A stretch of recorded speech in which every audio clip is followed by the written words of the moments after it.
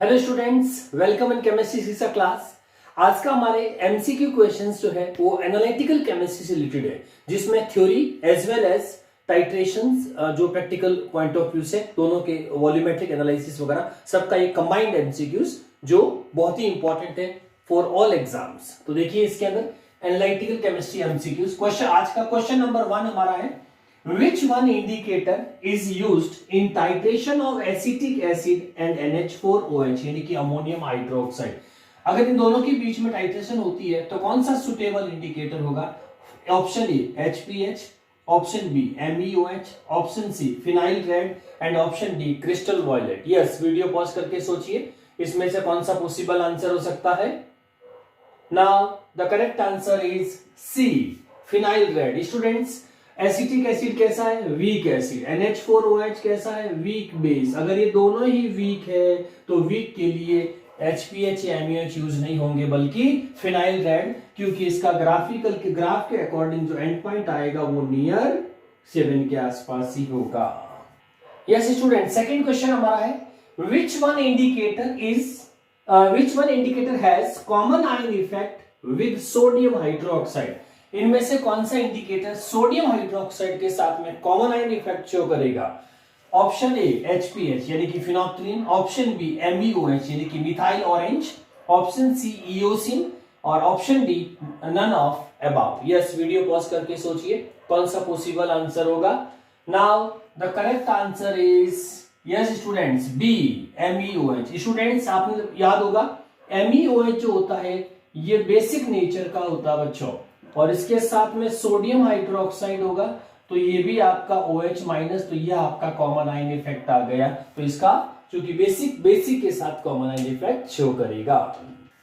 Yes students, अब आप देखिए question number 3, which one assay will performed by non aqueous titration. इनमें से कौन सा ऐसे नॉन एक्वस टाइट्रेशन से परफॉर्म होगा? Option A sodium carbonate Na2CO3, option B FeSO4 ferrous sulphate, option C ephedrine hydrochloride और option D magnesium sulphate MgSO4। Yes, video pause करके सोचिए students, what will be the answer. Now the correct answer is option C, ephedrine hydrochloride drug जो होती है उसका ऐसे आपका non aqueous titration से होता है। इसका आपका कॉम्प्लेक्सोमेट्री से, या आपका रेडॉक्स और या आपकी एसिड बेस टाइट्रेशन। तो students, next question number 4, out of this which one is protogenic solvent. इनमें से कौन सा सॉल्वेंट प्रोटोजेनिक है?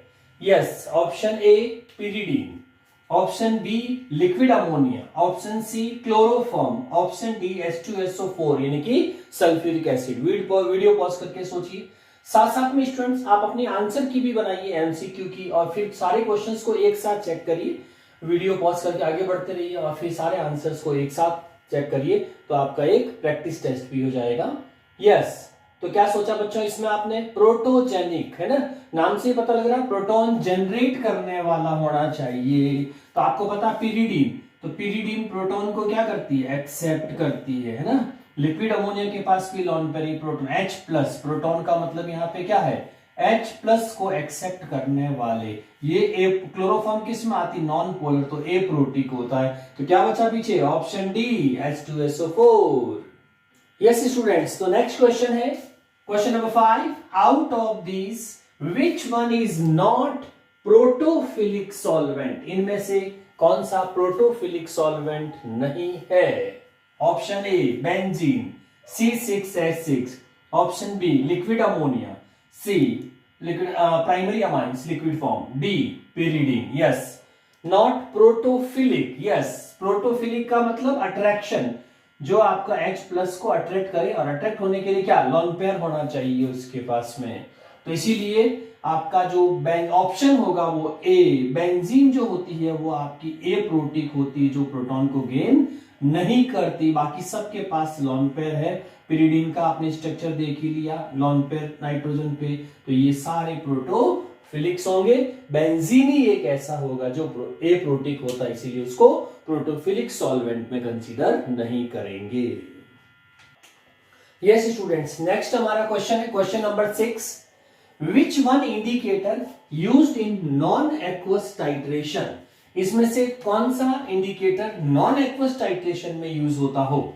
Option A oracet blue B, option B eriochrome black T, option C potassium chromate और option D phenyl red. Yes, video pause करके अपना answer key में लिखो अलग से और उसके बाद आंसर मैच करिए इसका क्या पॉसिबल आंसर हो सकता है।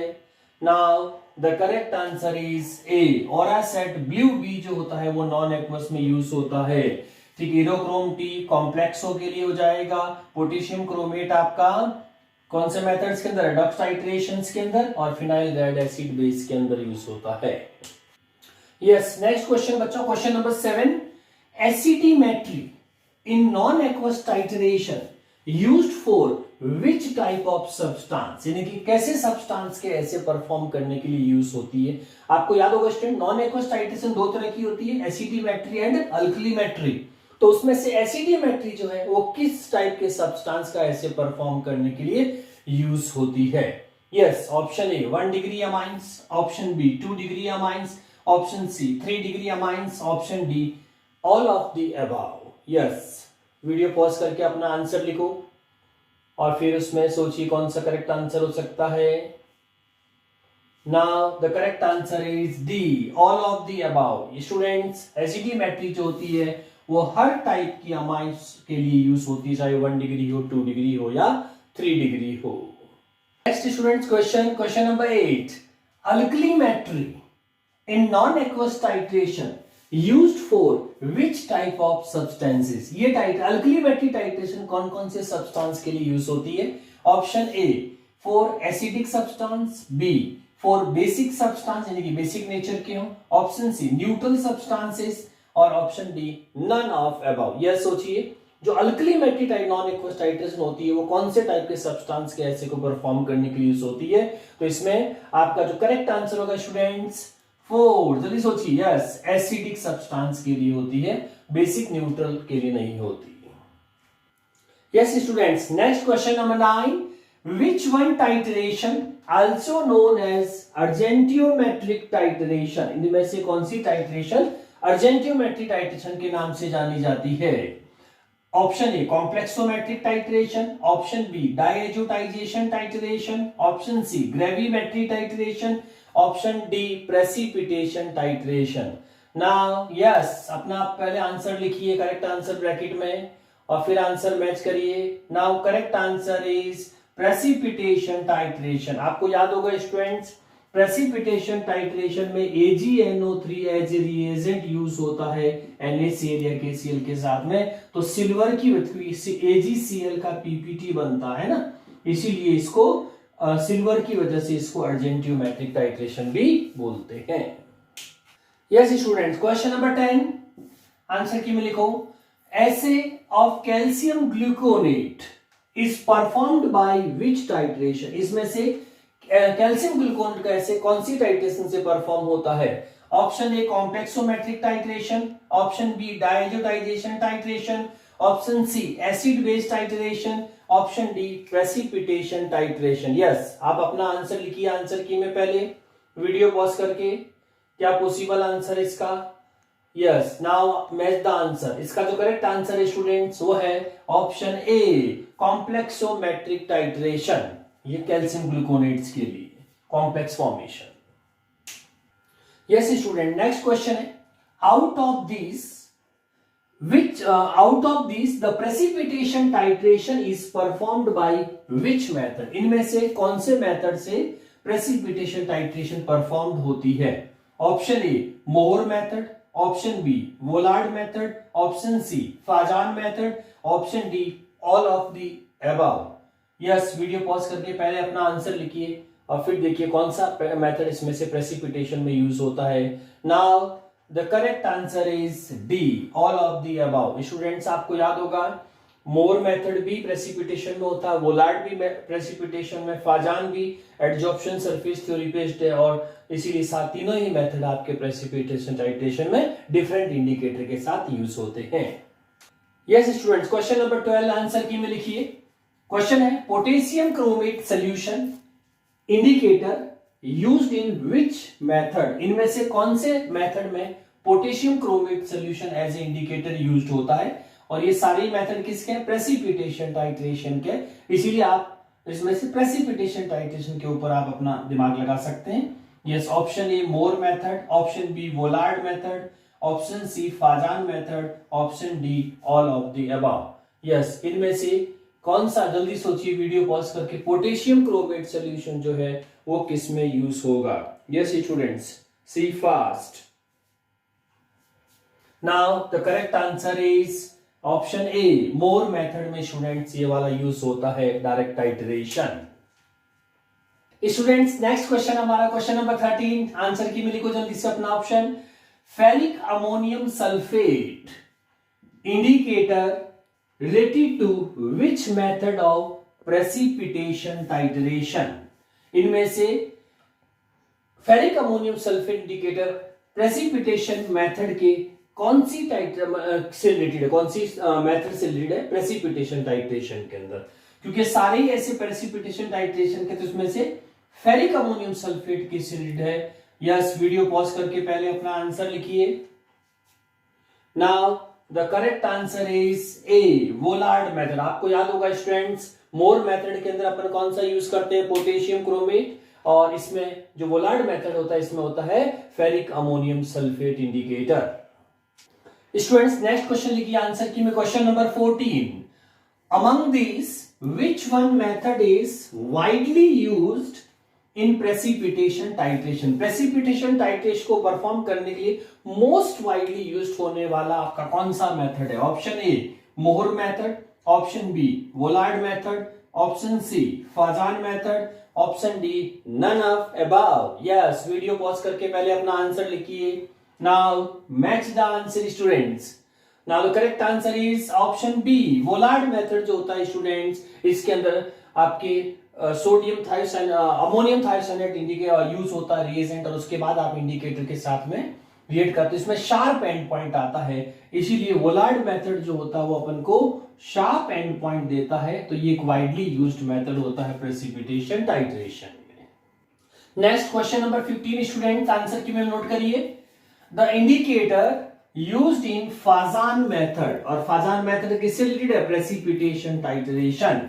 इस फाजान मेथड्स में इनमें से कौन सा इंडिकेटर यूज्ड होता है, यानी कि Fajans method means adsorption type के इंडिकेटर्स होंगे। Option A fluorescein, option B eosin, option C tetrazine, option D all of the above. Yes, video pause करके सोचिए इसमें क्या पॉसिबल आंसर हो सकता है। Now the correct answer is option D all of the above. Fluorescein, eosin, tetrazine ये सारे ही आपके फाजान मेथड एडजॉर्प्शन इंडिकेटर्स कहलाते हैं। यस, नेक्स्ट क्वेश्चन नंबर 16 वहां करिए। Which one ligand is polydentate, इनमें से कौन सा लिगैंड स्टूडेंट्स पॉलीडेंटेट का बिहेवियर शो करता है। ऑप्शन ए H2, H2 को क्या बोलते हैं, aqua. Option B ethane 1,2 diamine, ठीक है। Option C oxalato, option D EDTA। Yes, इनमें से कौन सा लिगेंड जो होगा वो पॉलीडेंटेट होगा स्टूडेंट्स। नाउ आंसर लिखिए वीडियो पॉज करके, क्या पॉसिबल आंसर हो सकता है। Now correct answer is option D EDTA। Students aqua monodentate होता है, इथेन 1,2 डायमाइन बाइडेंटेट होती है, ऑक्सिलेटो 2 ऑक्सीजन से बाइडेंटेट होगा।